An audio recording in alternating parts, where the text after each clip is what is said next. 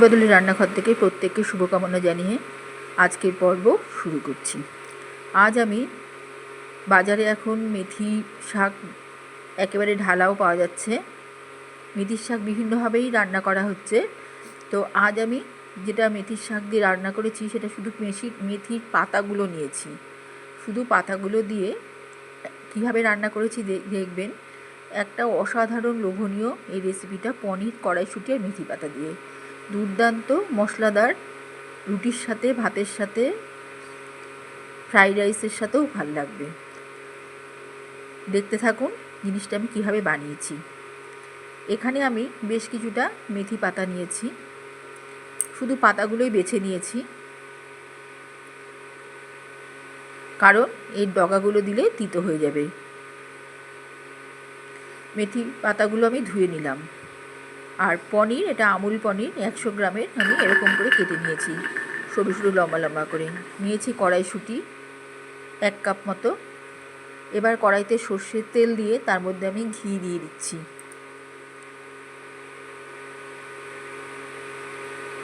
আর দিচ্ছি মেথি। মেথিটা ভালো করে পুড়ে যাবে তখন আমি এর মধ্যে চিনি দিয়ে দেবো। এটা ক্যারামেলের জন্য দিচ্ছি। দিয়ে আমি স্লাইস করে রাখা পনিরগুলো দিয়ে দিলাম।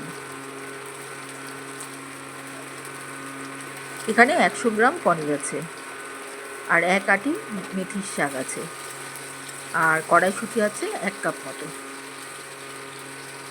এবারে আমি এইভাবে এই মেথি ফোড়নে চিনির ক্যারামেল করে পনিরগুলো ভেজে নিচ্ছি।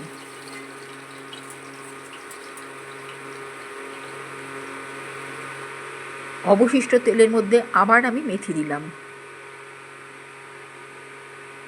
এবার দিচ্ছি হলুদ, সেটা আমি খুন্তির উপরে দিচ্ছি, কারণ তেলে দিলে একবার সঙ্গে সঙ্গে পুড়ে যাবে। লবণ দিলাম। এবারে এখানে মেথি শাকটা দিয়ে দিলাম।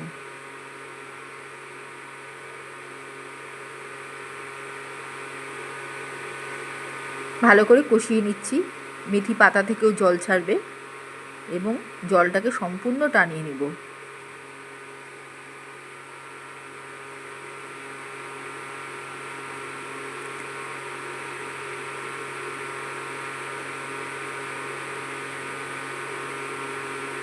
এবারে আমি উপর থেকে গ্রেট করা আদা আমি গ্রেট করে নিয়ে দিয়ে দিলাম সরাসরি।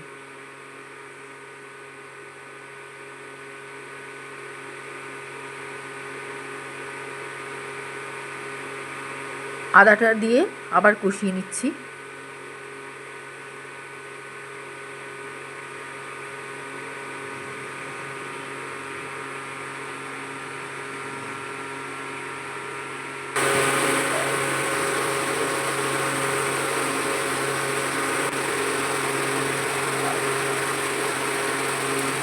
এই সময় আমি গরম মশলার গুঁড়ো দিয়ে দিচ্ছি।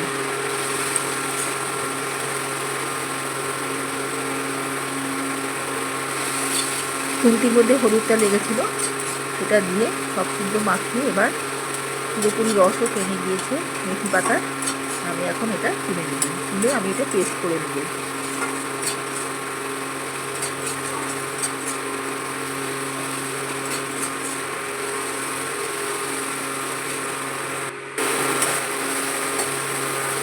এটা সম্পূর্ণ ফ্লেভার এবং টেস্টযুক্ত মেথি পাতাটা আমি তুলে ফেললাম ভাজা অবস্থায়। এটা আমি পেস্ট করে নিচ্ছি।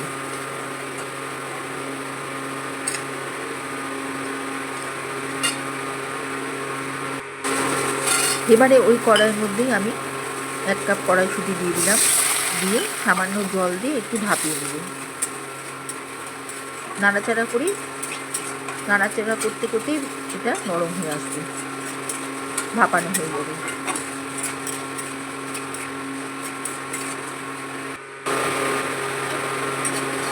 এবারে আমি এটা নামিয়ে নিচ্ছি।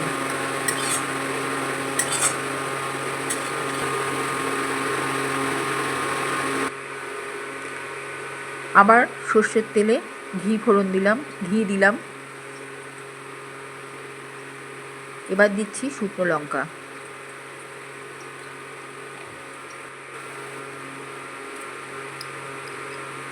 তারপরে দিব 5 ফোড়ন।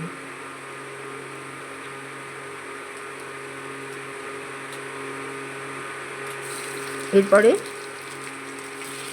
আদা কুচি, গ্রেট করা আদা দিয়ে দিলাম। এবার ভালো মতো ভেজে নিচ্ছি, ভালো মতো ফোড়নের গন্ধ বেরোবে।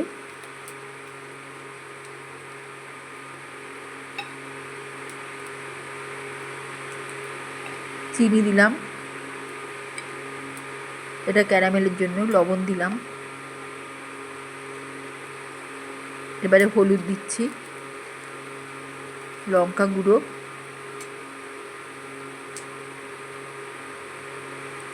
এবারে সেই মেথি পাতা যেটা ভেজে নিয়েছিলাম, কষিয়ে দিয়েছিলাম তেলে, সেটা দিয়ে জল দিয়ে দিলাম।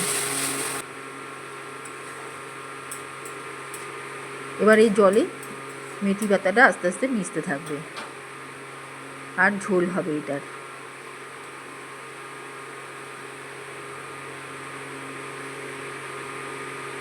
এবারে সেই ভাপানো কড়াইশুঁটিগুলো দিয়ে দিলাম।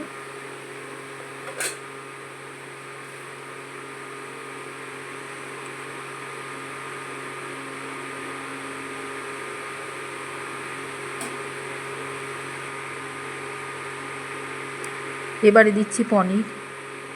এটা যখন ঘন হয়ে আসবে ঝোলটা, তখন আমি পনিরটা দেব।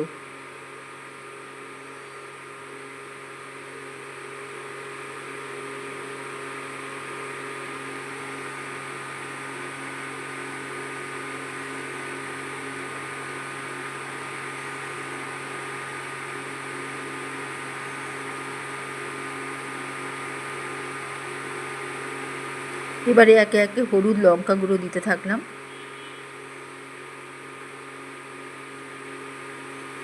লবণ আগেই দিয়েছি।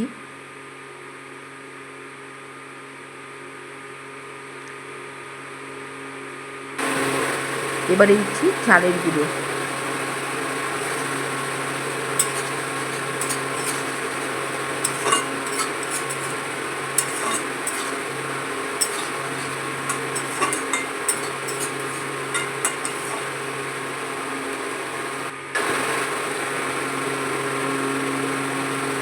সামান্য আরেকটু চিনি দিলাম,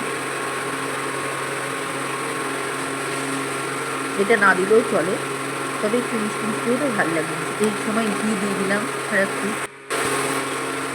এবার আমার তৈরি করে রাখা চাটনি ছিল টমেটো, সেই চাটনি দিয়ে দিলাম। চাটনি না থাকলে এই সময়তে টমেটো সস দিতে হবে।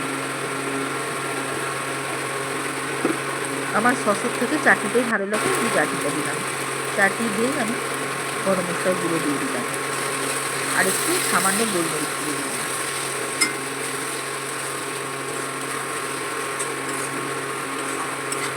মোটামুটি আমার রান্না এখানে শেষ। খুব সুন্দর হয় খেতে, রান্নাটা অপূর্ব হয়। এটা রুটির সাথে খেয়ে দেখবেন, দারুণ লাগবে। পেঁয়াজ রসুন ছাড়া হলেও এটা খুব সুস্বাদু রান্না একটা। রুটির সাথে বেশি ভালো লাগবে, আর ভালো লাগবে ফ্রাইড রাইসের সাথে। মেথি পাতা প্রচুর উঠেছে, একদিন এইভাবে অবশ্যই বানিয়ে খেয়ে দেখবেন। আশা করছি ভালো লাগবে সবার।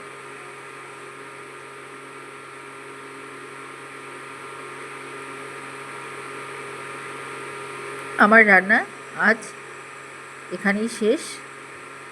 আগামীতে আরেকটি নতুন রেসিপি নিয়ে হাজির হব। দেখতে থাকবেন, আমার চ্যানেলটা সাবস্ক্রাইব করবেন। সবাই ভালো থাকবেন। আজ এখানেই শেষ করছি।